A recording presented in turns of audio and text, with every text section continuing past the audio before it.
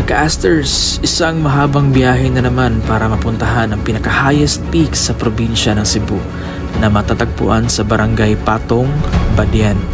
Pero itong peak na ito ay considered na parte sa barangay Mantalongon, Dalaget dahil mas convenient and accessible ito daanin sa nasabing lugar.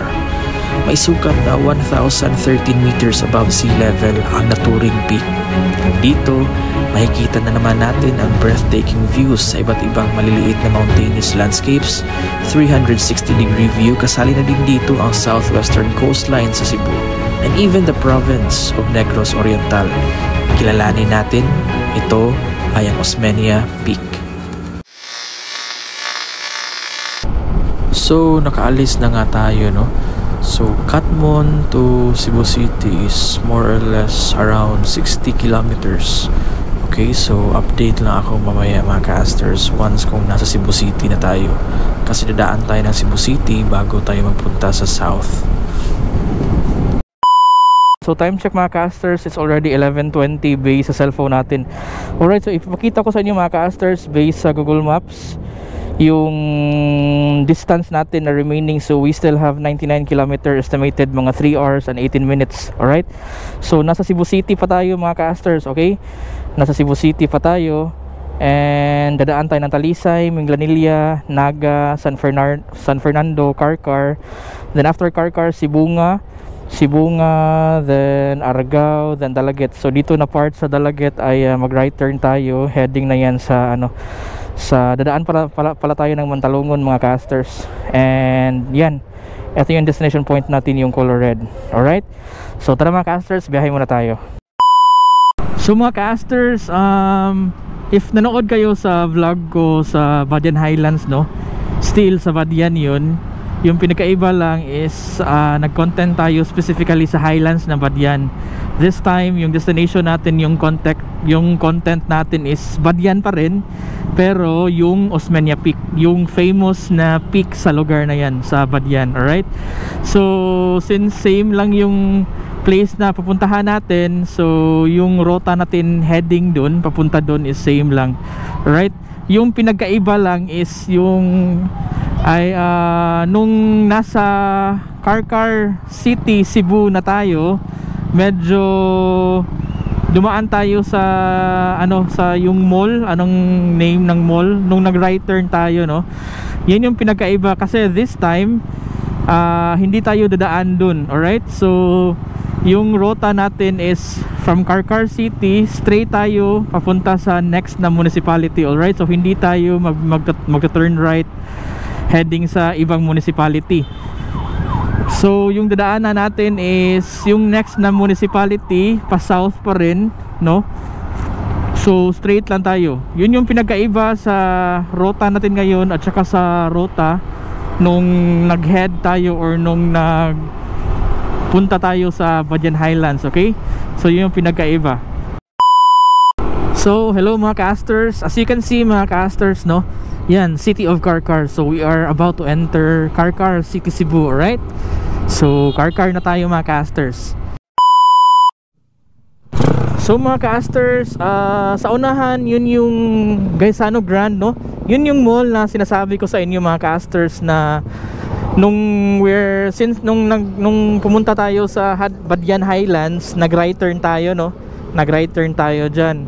Pero this time hindi tayo mag-right turn, magle-left turn tayo. Okay, kasi iba yung rota na sinasuggest ng Google Maps sa atin, no. Even though na same pa rin yung place sa content natin, Badian, magkaiba lang yung area, pero dito tayo sa left turn. Okay, so again, nung nag-Badian Highlands tayo, nag-right turn tayo dyan sa right natin. Ngayon magle-left turn tayo. Okay, left turn tayo.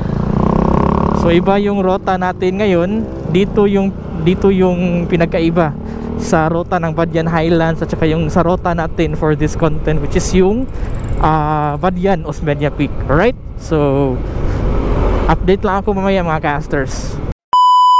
Alright, so mga ka-asters, time check, it's already 1:08 PM and we are currently in Sibunga, Cebu. Okay, so kanina nasa Carcar tayo and right now wala na tayo sa Carcar. So yung next na municipality is this one, which is yung Sibunga. Then after sa Cebu nga mga ka-asters, after sa municipality na ito ay yung Argao na. Okay? Yung Argao, Cebu. Then after Argao is yung Dalaget. So yun yung destination natin sa Dalaget. Alright, so Dalaget, may part sa Dalaget na mag right turn tayo heading towards Badian, Osmeña Peak.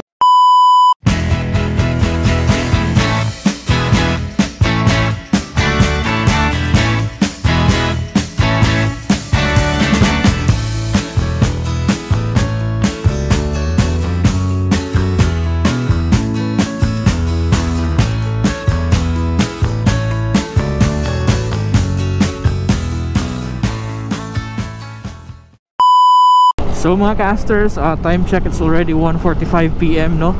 And we are already in Dalaget, no?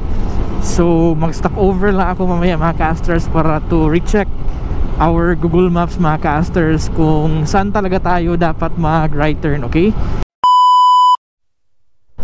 So mga casters, as you can see, 23 kilometer na lang yung babiyahin natin, no?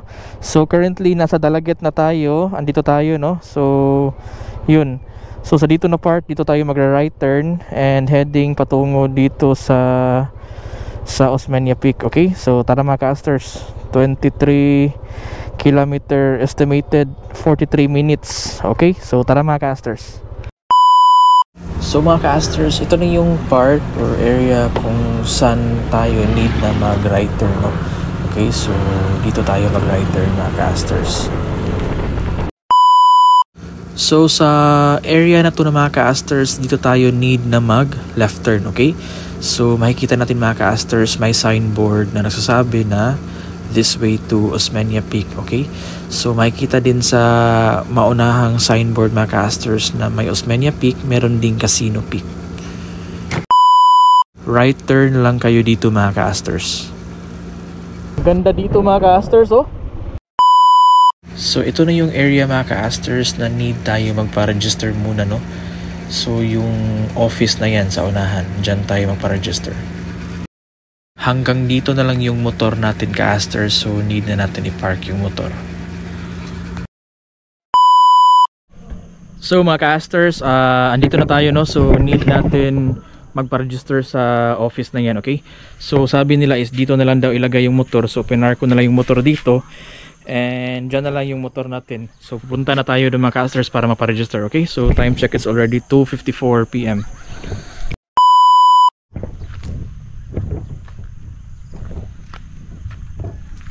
Dito na lang tayo dadaan mga casters.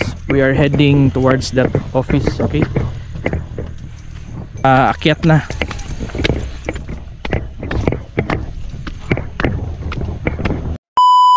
So pagdating nyo dito mga casters ay need kayo magsulat sa complete name, you know, edad, yung gender, address kung saan kayo nirahan, and yung sa panghuli mga casters ay yung tour guide yung magsasign, okay? Yung name pala ng tour guide natin ay si Ate Helen. May hapon lang. So mga casters, nandito na tayo, nakapag-register na tayo, no? Tapos na rin tayo nagbayad. Si ma'am yung guide natin. Si pangalan yung ma'am? Ellen. So si ma'am Ellen yung guide natin. By the way mga casters, 70 yung nabayaran natin kasi 20 pesos yung para sa parking ng motor and 50 pesos para sa environmental fee. Tara, at ready na kami para papunta doon sa taas. So sinimula na nga namin ni Ate Helen, no, yung tour guide natin na akyatin yung Osmeña Peak. So sa nakikita nyo mga casters, mga tanim, mga bato-bato yung madadaanan natin. Meron kayong makikita mga malalaking bato, no? So paahon talaga siya, paangat talaga. Alright, so dahan-dahan lang tayo mga casters. Napakaganda ng view habang umaakyat tayo, no? So yun mga casters, medyo mabigat yung dinadala natin. May bag, may iba pa tayong mga gamit na dinadala. Kita naman ninyo mga casters yung view, napakaganda, no? So yan, malapit na tayo mga casters. At sa dito na part ay makikita natin yung ganda talaga kahit hindi pa tayo nakaabot sa tuktok. And sa unahan makikita natin yung signboard mga casters, nagsasabi about a little information about sa Osmeña Peak mga casters. Yun yung sign kanina tungkol sa Osmeña Peak. Pero dito kayo dadaan. May guide naman mga casters. Magbayad kayo sa guide. 100. Hindi pa kasali if gusto mo mag-tip sa guide natin. Reminder lang mga casters, hindi kayo makakaakyat doon sa Osmeña Peak kung wala kayong guide, okay? So it's their rule and protocol na may guide talaga para makaakyat kayo doon. Alright, so 100 yung bayad sa guide.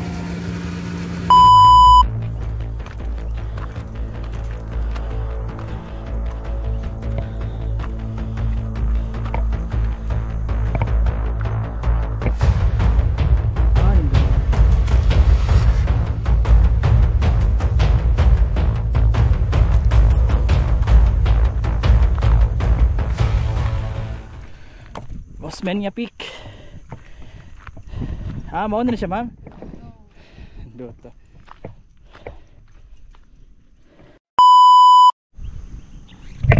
So mga casters, andito na tayo sa tuktok, no, sa Osmeña Peak. Yung peak niya talaga mismo, no. So ito yung itsura dito mga casters. Mga bato-bato. Yan.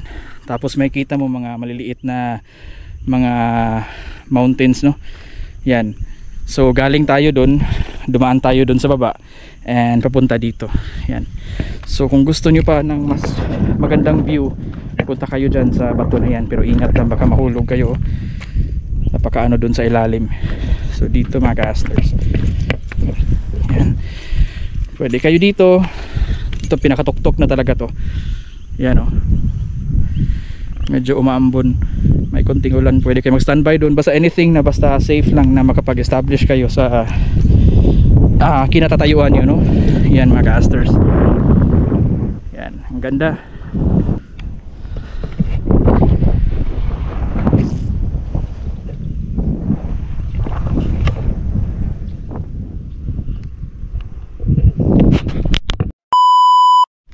Mga casters, dahil wala tayong sombrero, ito plastic nilagay natin para at least ma-cover yung ulo natin, no? Medyo umulan ng konti mga casters.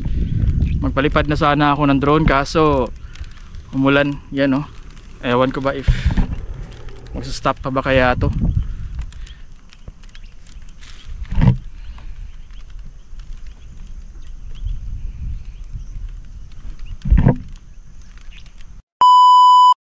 So mga casters, mukhang lumakas yung ulan dito mga casters. Nag-start na mag-fog mga casters. Yan. I'm afraid hindi na naman tayo makapagpalipad ng drone dito. Sayang, napakaganda sana magpalipad ng drone dito mga casters. Kanina wala pang tao, no? Nung pagdating natin dito, may dalawang pabalik na. So nung tayo na lang si ma'am, yun, so may mga kasabay na tayo dito. Yan.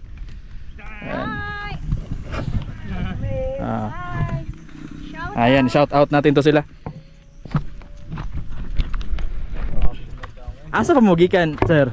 Malbuan. Dool na di ay. From Sultan Kudarat. Sultan Kudarat? Yes, Mindanao. Pila pa kakabuan diri sa Visayas? Manog ano na, 1 year? Oh, hindi uy. Sir. May taga Sultan Kudarat pala dito mga casters. 2 months pa siya dito sa, siguro sa Cebu. Yan. So, yun yung pinakamaganda na spot na magpa-picture, pero napaka-risky mga casters kasi sa likod ng bato na yan is ano na, wala na.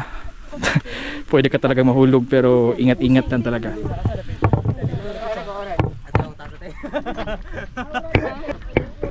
So, try natin mag-standby up to 5 PM. Baka makiklear yung clouds, no? Baka makapagpalipad pa tayo hopefully.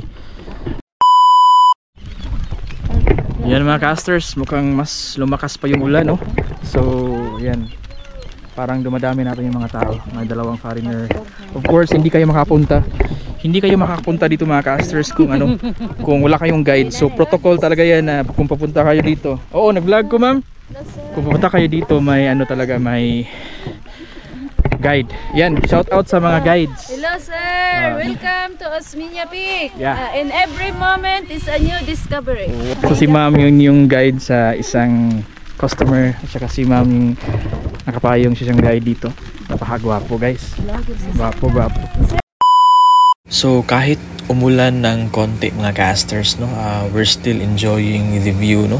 Yung isang foreigner wala, nakipag-picture siya sa guide niya. Yung iba is nag-enjoy lang with their guides mga casters.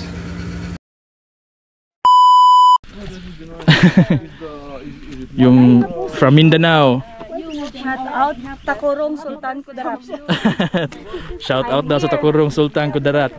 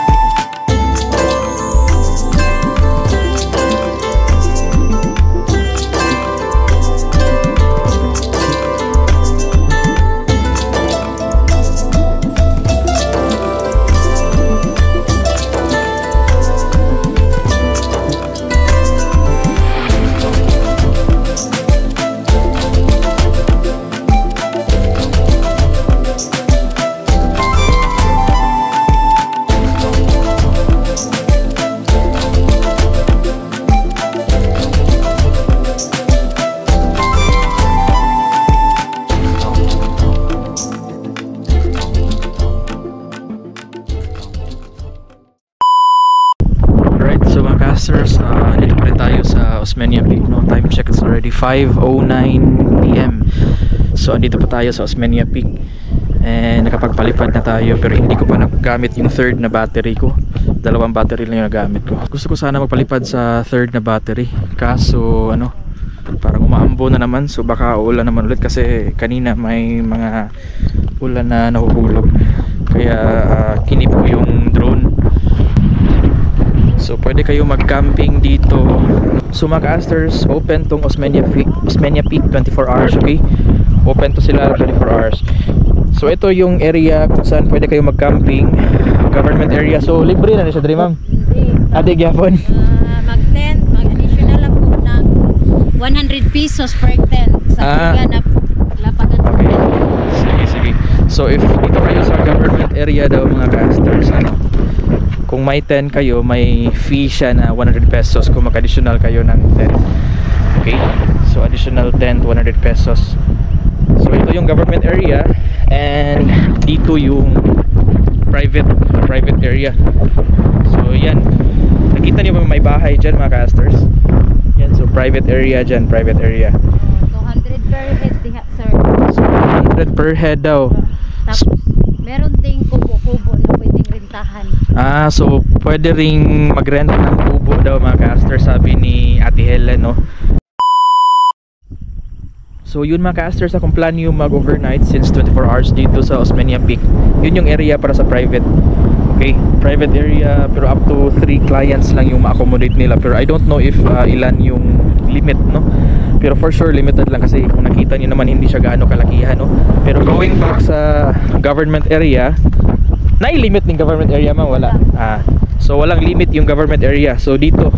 So if I were you, if marami kayo, dito na lang kayo, tapos magdala kayo ng tent mga casters. Pero yung tent, according to Ma'am Helen, may bayad siya na 100 pesos. So mga casters, kung tapos na kayo dito sa Osmeña Peak, no? Diyan lang kayo dadaan, no? Kung saan tayo dumaan kanina, yan, doon. So patungo until makabalik tayo dun sa ano yung bahay, I mean yung office na kung saan tayo nagpa-register. Alright? So mga casters, naka-pack up na kami, no? So Tati Helen nandito pa rin, no? Okay, so kami na lang tao yung natira dito mga casters. Kami na lang. Unfortunately, hindi tayo makapagpalipad. Gagamitin ko sana yung pangatlong battery ng drone natin. Kaso, kita nyo ba yun? Papunta yan dito. So, few minutes from now, lalakas naman yung ulan dito. No? So, ayun, no? So, yung dito na part, wala pa, clear pa. Pero, dyan, doon, papunta yan dito sa atin mga casters. Right? So, mga casters, try nyo rin puntahan nyo dito, okay? So, pabalik na kami doon sa baba. Okay mga casters? So mga casters, andito na tayo sa office no, kung saan tayo nagpa-register. Kung papunta kayo dito mga casters, dito talaga kayo dadaan, and hindi talaga kayo makaakyat doon sa taas kung walang guide. Okay, so yung rate sa my guide is 100, pero nasa sa inyo na yun mga casters kung may ibibigay pa kayong extra, no? So binigyan pa natin si Ate Helen ng extra, so bali 200 yung nakuha na Ate Helen. So magpapalamat muna tayo ni Ate Helen. Ate Helen, thank you ha. Okay, salamat Ate Helen.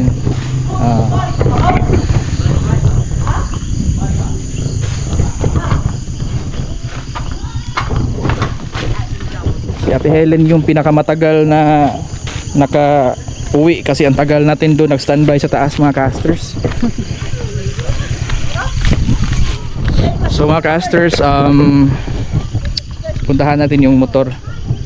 Okay, yung motor. Kasi doon na tayo mag-arrange sa gamit natin. Right? So Helen, salamat. Okay, bye-bye. Bye-bye. Bye-bye. Salamat. Okay. So mga casters, paalis na tayo, no?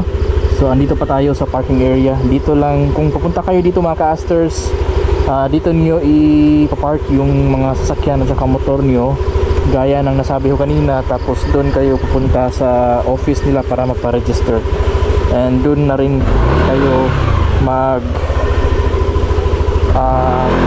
kita sa kung sino yung guide niyo. Okay, so malayo pa yung ibibiyahe natin mga casters. So pauwi na naman tayo sa Katmon. So this will be a 5 hours travel, no? So 100 plus kilometers to. So dahan-dahan lang tayo kasi malayo pa yung uwian natin. And for info lang mga casters, maulan mga casters, maulan.